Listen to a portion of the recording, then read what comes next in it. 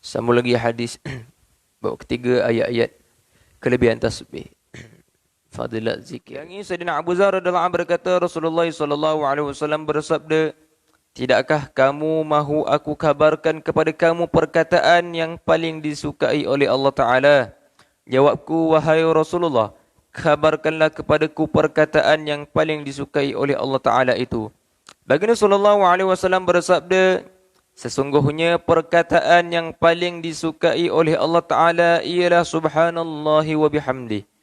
Dalam hadis yang lain dinyatakan bahawa kalimat tersebut ialah subhana rabbi wa bihamdih. Disebutkan dalam sebuah hadis yang lain bahawa Allah Ta'ala telah memilih kalimah tasbih untuk malaikatnya dan kalimah itulah yang terbaik. Kalimah tasbih tersebut ialah subhanallahi wa bihamdih. Hadis riwayat Muslim, Ahmad dan lain-lain. Keterangan dalam bahagian yang pertama telah ditulis beberapa ayat yang mengandungi keterangan bahawa para malaikat yang berada hampir dengan arasy Allah Ta'ala serta para malaikat yang lain sentiasa sibuk bertasbih dan memuji Allah Ta'ala. Inilah kesibukan mereka, iaitu bertasbih dan memuji Allah Ta'ala. Oleh itulah, semasa Allah Ta'ala hendak menjadikan Nabi Adam AS, maka para malaikat telah menyebut di hadapan Allah Ta'ala, "Wa nahnu nusabbihu bihamdika wa nuqaddisu lak." Seperti yang telah disebutkan dalam ayat pertama, bahagian pertama dalam bab ketiga. Telah disebutkan dalam satu hadis bahawa langit, yakni kerana keagungan Allah Ta'ala, berbunyi, yakni berderap kerana beban yang berat, dan sewajarnya langit berderap, yakni kerana kehebatan Allah Ta'ala yang maha agung. Demi zat yang jiwaku dalam genggamannya, tidak ada sejengkal ruang pun di langit yang tidak ada malaikat yang sibuk bersujud dan bertasbih memuji Allah Ta'ala. Sayyidina Abu Talhah radhiyallahu anhu berkata, Rasulullah sallallahu alaihi wasallam bersabda, "Sesiapa membaca la ilaha illallah, nescaya dia akan masuk syurga. Dan sesiapa yang membaca subhanallahi wa bihamdi 100 kali, Allah Ta'ala akan tuliskan baginya 124,000 ganjaran pahala." Para sahabat radhiyallahu anhu berkata, "Wahai Rasulullah, kalau begitu tidak seorang pun daripada kami akan binasa, yakni pada hari kiamat." Jawab baginda sallallahu alaihi wasallam, "Bukan begitu. Yakni masih ada lagi orang yang akan binasa. Sesungguhnya sesetengah kamu akan datang dengan pahala yang banyak. Jika diletakkan ke atas gunung, gunung pun akan tertindih.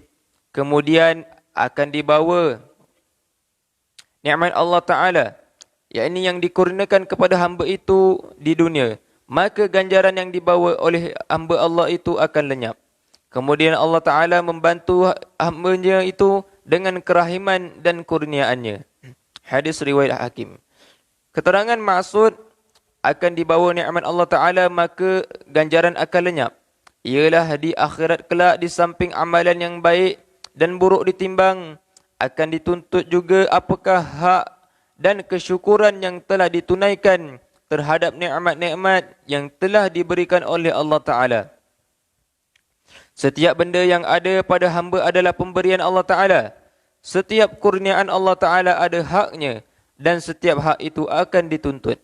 Oleh itu Rasulullah SAW bersabda, "Yusbihu ala kulli sulama min ahadikum sadaqah." Maksudnya, setiap pagi wajib ke atas setiap orang memberi sedekah atas setiap sendi dan tulangnya. Dalam sebuah hadis yang lain disebutkan bahawa manusia mempunyai 360 sendi.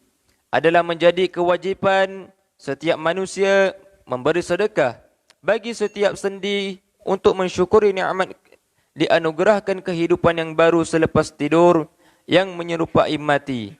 Dan semua anggota didapati dalam keadaan selamat dan sejahtera. Para sahabat radhiyallahu an bertanya, siapakah yang mampu untuk bersedekah setiap hari sebanyak itu? Rasulullah SAW menjawab, setiap tasbih adalah sedekah, setiap takbir adalah sedekah, mengucapkan la ilaha illallah sekali adalah sedekah, mengucapkan Allahu Akbar sekali adalah sedekah, menjauhkan sesuatu yang menyakiti dari jalan adalah sedekah. Pendek kata, Banyak bentuk sedekah yang lain diberitahu oleh Nabi SAW. Dalam surah At-Takatsur juga disebutkan bahawa pada hari kiamat kelak akan ditanya tentang nikmat-nikmat Allah Ta'ala.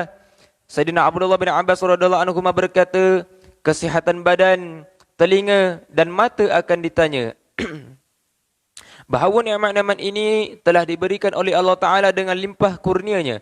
Adakah nikmat-nikmat itu digunakan untuk menyempurnakan perintah Allah Ta'ala atau hanya digunakan seperti haiwan untuk mengenyangkan perut sahaja?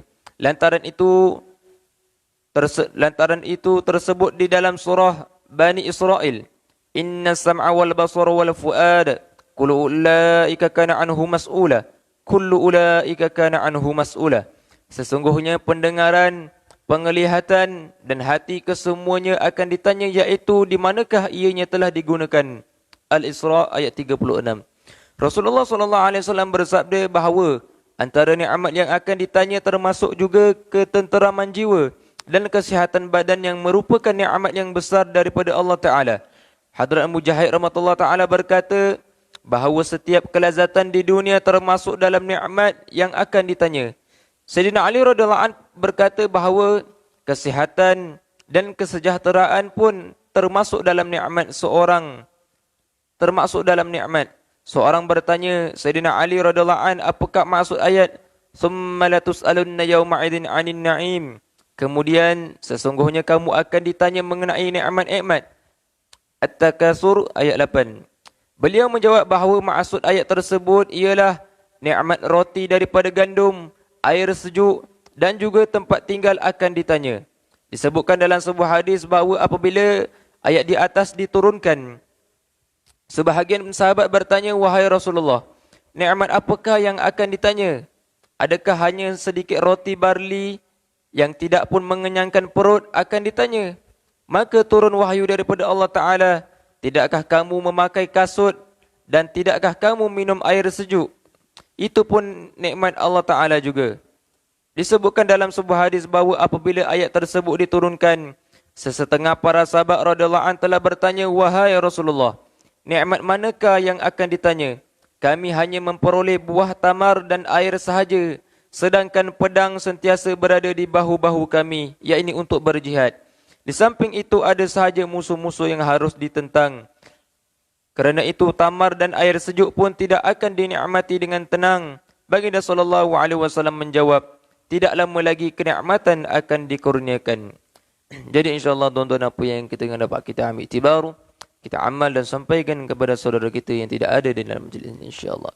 Kita tutup majlis dengan tasbih kafarah dan juga suratul Asr. Subhanallah bihamdi, subhanakallahumma bihamdika, asyhadu an la ilaha illa anta astaghfiruka wa atubu ilaih. Bismillahirrahmanirrahim. Wal 'asr innal insana lafi khusr illa alladhina amanu wa 'amilus shalihat wa tawasaw bil haqqi wa tawasaw bis sabr. Shadaqallahul 'azim.